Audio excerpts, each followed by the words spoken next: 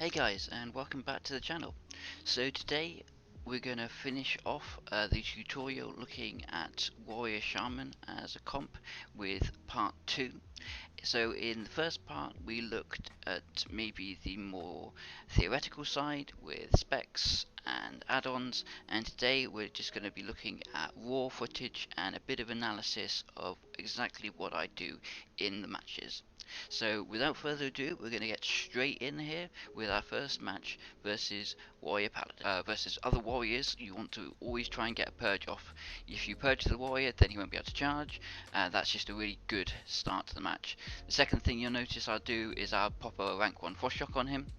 That just allows me to kite him away. I've got toughness up, so you can see the hamstring's really short. And this first match is Warrior Shaman versus Warrior Paladin. So the Warrior Paladin are just going to want to outlast my mana fundamentally, and also deal with any potential burst. So for us, it's about creating as much pressure on either of the targets. So as we do the swap now onto the Paladin is the preferred target over the Warrior, but as we're focusing on the Paladin, he can't heal the Warrior, so both of them are very low, which is creating a lot of pressure, and the Paladin has to choose who he's going to heal while we're doing interrupts with shocks. And that's a full rank Earth Shock followed by an NS Chain Lightning just to get the pressure. That's a very risky play for me. He could have bubbled and lived, but he didn't, so we got away with it. NS Chain Lightning is something a bit of a specialty of mine, I guess. I think I use it probably more than a lot of Shams out there. And we're going straight into the second match. So we've already missed one important aspect, which is versus Druids. Druids quite often exit stealth with a root or cyclone, so just be ready to pop down a grounding as soon as you see the spell alert gives it. So we're going to want to be training the Druid, and the Druid is going to be the target we're going to kill. The reason for this being that if we're not focusing the Druid, then he's just going to CC our Warrior incredibly heavily, and even with shocks and groundings you simply just won't be able to keep up with it. So I'm going to be meleeing the Druid, as you can see, with Frostbrand on my weapon, trying to slow him from my Warrior. I'm going to do as many slows, purges and disruption onto the Druid as I can.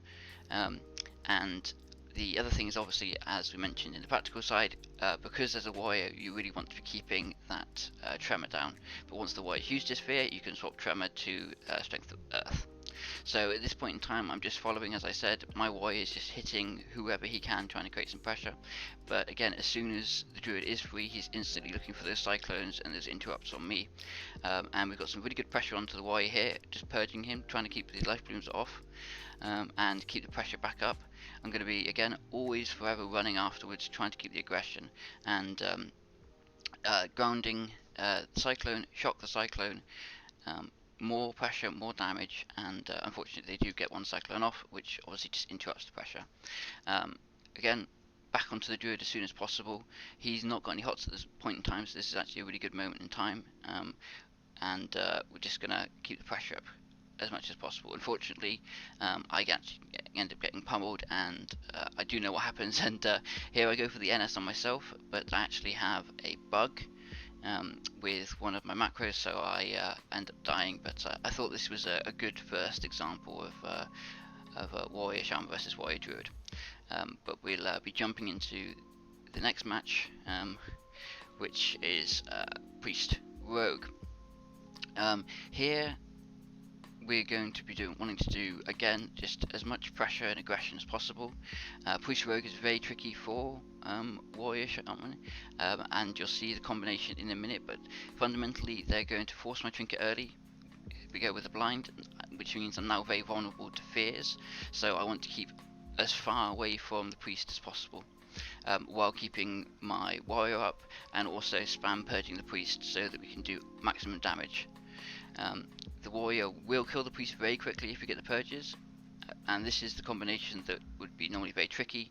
They totem stomp, and then fear me, and then they'll be able to sap.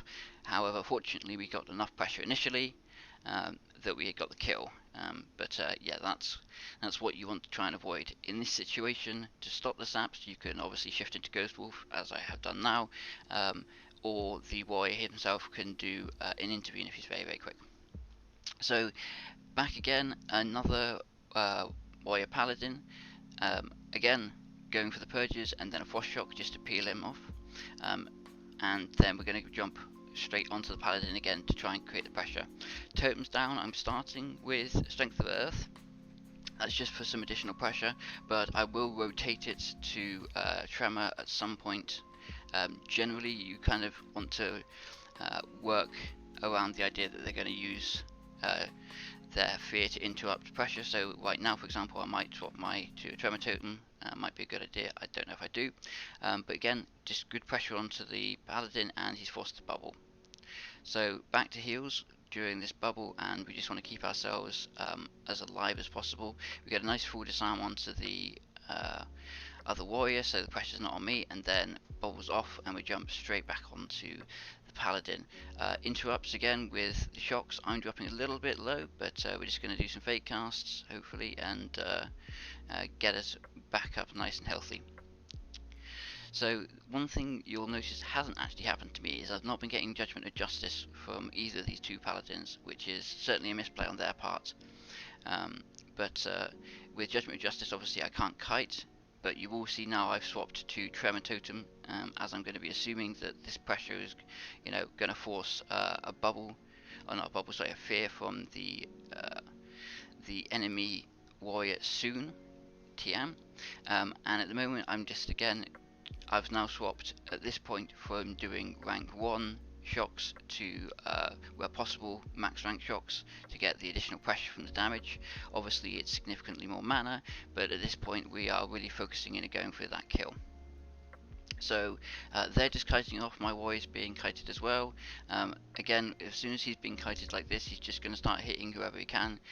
Any damage is good damage, and any pressure you can do is brilliant. So I did consider going for a drink there, but obviously the pressure onto the Paladin was pretty significant, so I swapped away from it.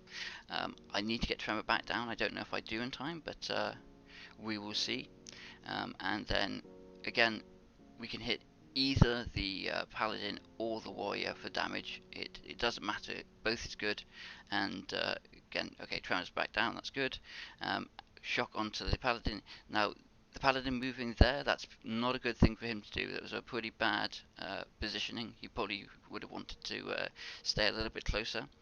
But again, pressure onto him. He's now dropping super low, and yep, get the kill with the shock. However, as you can see, I'm completely bone dry him, so if we don't get the kill there, then we're lost.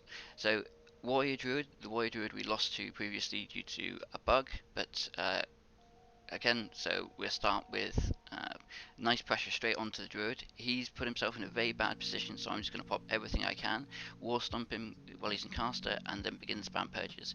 He's positioned himself very poorly in the middle here, so we're just going to train with as many purges, frost shocks, earthbind totems.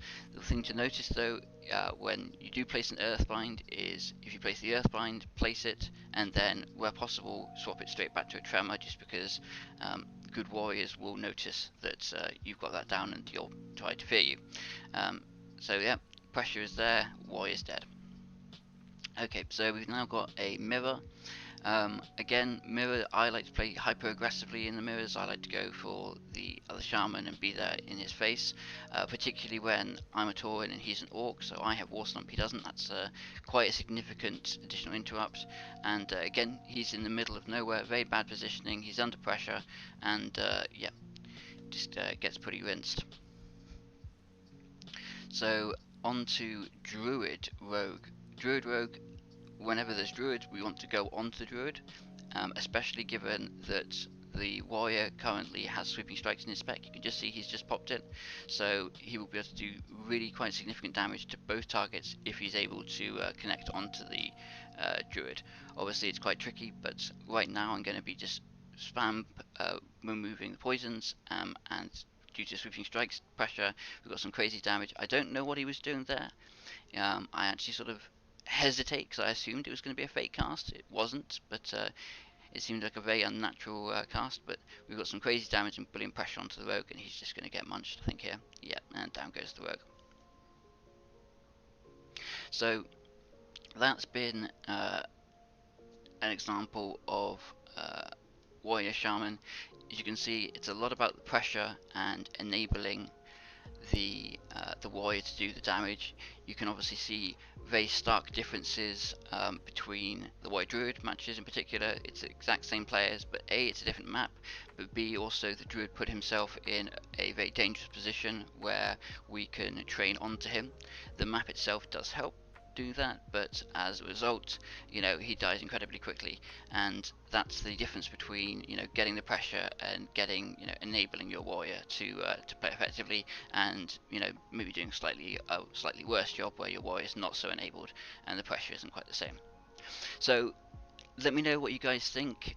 If you have a preference between part 1 with the slightly more theoretical side, or part 2 with this sort of play-by-play commentary, let me know down in the comments. If you have a particular team comp that you want me to cover for Shamans, then feel free to ask and I will try to oblige. I'm always happy for fresh ideas, so I hope you enjoyed it. Don't forget to like, subscribe, etc. Yep, follow me on Twitch. Thank you very much, guys. Hope you enjoyed it. Have a good day.